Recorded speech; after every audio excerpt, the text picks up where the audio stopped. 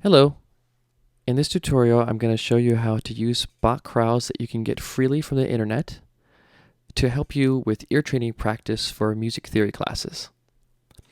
And what I'm going to be using is a really cheap edition of the Bach chorales. There we go. This one. Bach Riemann Schneider 371 chorales, or however that's pronounced. My apologies. So you can get this book here. It's pretty darn cheap, and it has all the Bach chorales, all these 371 chorales in there. Okay? If you buy this, then you get them all printed out, but you may not be able to easily play them. Or you may not have a friend that can play them for you. Well, that's where the internet comes to the rescue. This great person over here has put up all the Bach chorales, and you can go to jsbachchorales.net and go to Sets and MIDI. Then if you download these, you can play them back and hear what they sound like in any audio player on your computer. But what we're going to do, though, is we're going to find out the exact right order of the MIDI files that lines up with the way this Bach edition lists them. You got to make sure that they match. Okay, so the one I'm going to be looking at just for practice is Bach chorale number 7, and all the MIDI files that we downloaded, it's going to be this number 0017007b dot underscore dot mid. I'm just going to highlight this and copy this number. Then I'm going to paste it in here. Earlier I had, here's all my Bach chorales I downloaded. Okay, I right click and paste in there, and then it finds that MIDI file. If I open it up in a program, QuickTime, Windows Media Player or something, it'll play back and sound like this.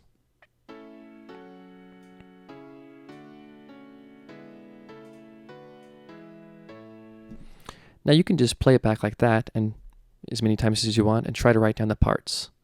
And you can also look in the book at the number 7 just to make sure that you wrote down things correctly. But it makes it a lot easier if you can change the speed of it, or if you can make it so that you don't have all the parts playing back at the same time, so you can isolate them. So to do that, you can open it up in a notation program. Notation programs will take this MIDI file and convert it to music notation for you and let you do other things with it. I'm going to be showing you how to do this in the Sibelius notation program, as well as the freely available MuseScore. So, right-click on the MIDI file, and then pick the program you'd like to open it up with. I'm first going to choose Sibelius. This may not look like earlier editions, but it'll work basically the same. It gives you some dialog box. You don't even have to read it, just hit OK.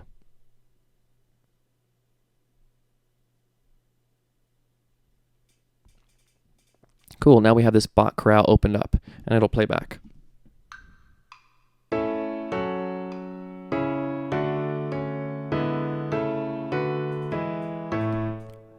Well, first of all, here, metronome here. What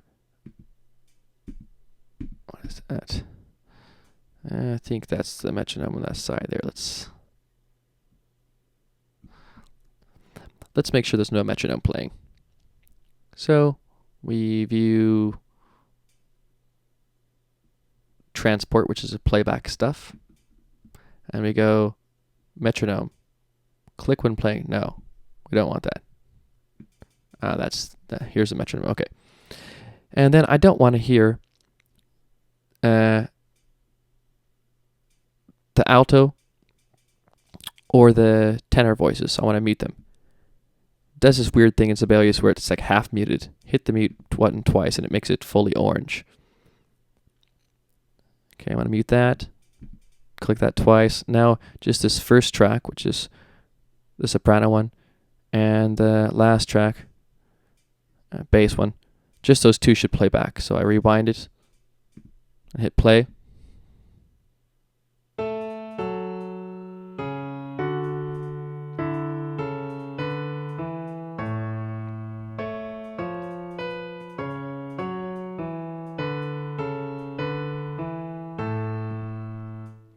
Cool, just what I wanted.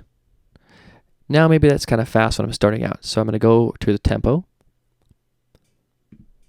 adjust the tempo quite a bit down, rewind it, hit play.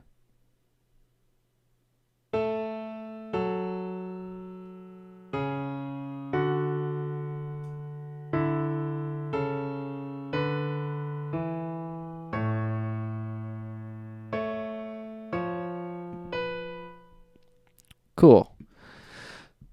So now I can play back this file anytime I want. I can save it as another MIDI file, an edited one, or I can save it as an audio file.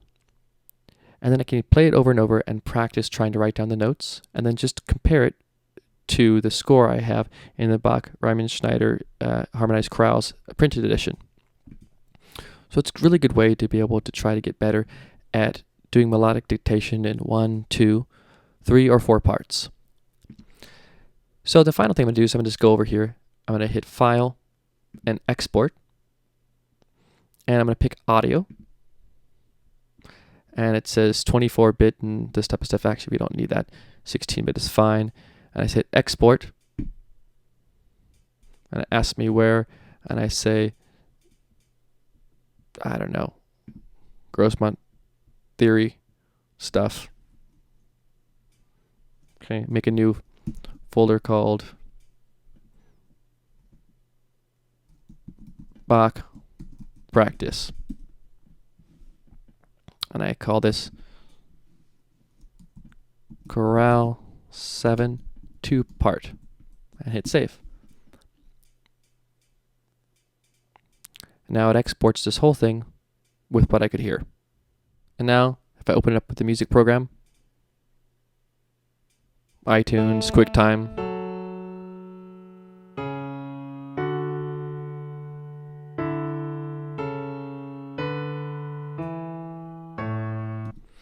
it'll play back, and I'll be able to train myself more effectively when I don't have anyone else to help me.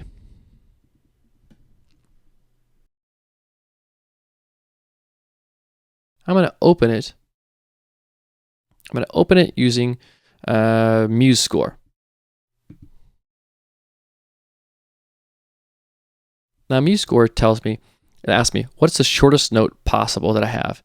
Probably the default is OK in general. I can just probably ignore this and hit OK.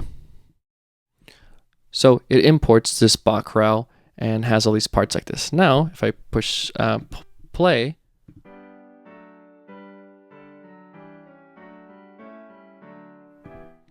plays the whole file. And I can just use it from here and practice trying to hear that top line if I want. I can stop right there, just play it, and try to listen to the line. Now what I'm going to do is I'm going to just solo one of these tracks and decrease the tempo to make it easier to dictate. So I'm going to have 1-part dictation. I'm going to slow down the speed of everything in general so it's easier to do. So I'm going to go to Display here and hit Play Panel. And I'm going to go to here, TMP tempo, and bring the tempo from what it is down here. You can see in here BPMs that it's slower.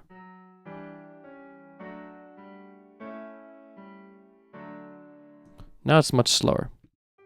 Then I'm also going to go to Display and Mixer, and I'm going to go to the first instrument and say Solo. This means that only the first instrument will play back. Okay, so they go to the beginning.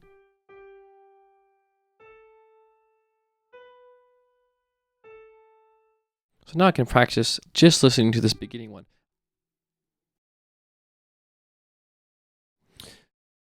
So now I'm going to show you how to create an audio file that you can listen to, so you can do your oral skills training and then check it against this score here, whatever score you've imported into MuseScore. So I've imported a Bach chorale here, and now I've gone to Display and opened up the mixer. And here's the mixer here, and it shows me the 4 different tracks I have. I'm going to go ahead and mute instrument number 2 and instrument number 3 because I don't want to hear them. I only want to hear two voices. And so this is what that sounds like.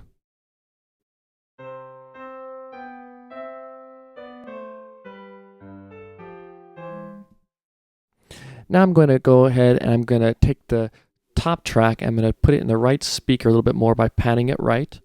I'm going to take the bottom track, which is the lower sound, the bass sound, I'm going to pan it left to make it go in the left side of our speakers. And that's going to make it a little bit easier to hear the sounds, so they're more separated spatially. Okay, so I've got that done. Now I'm going to go and change the speed of the playback. It says transport here. Transport is the thing that allows us to go back and forth in different places in our score.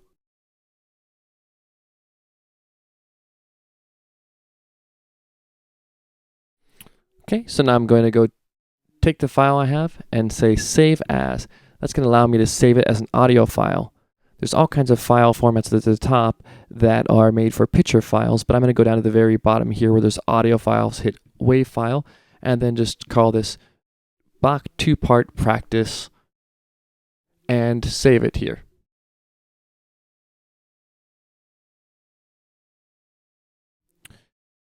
Now I'm going to look and see where that file is created. Here it is. It's the second one here.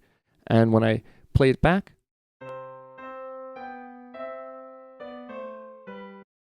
it's created a file for me, and it's also increased the volume of each of those files to make it a lot easier to hear when I play it back on some other device. Furthermore, if I really want to take this and make a file that I can play back on my portable phone or something like this too, I can open it up with an audio editing program. I'm going to open up the free audio editing program called Audacity. So now I'm going to save this as an MP3 audio file so I can play it back on any device I want. Export as MP3. I'm going to go here to the place I've saved it, which is in Music and MuseScore Audio Exports, and hit save. I don't need to do anything about the type of MP3. Maybe more compatible. Don't care about the genre or anything. Okay.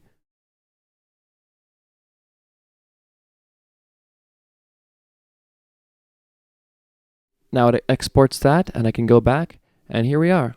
MP3 file, which is small, 543 kilobytes, not even a megabyte.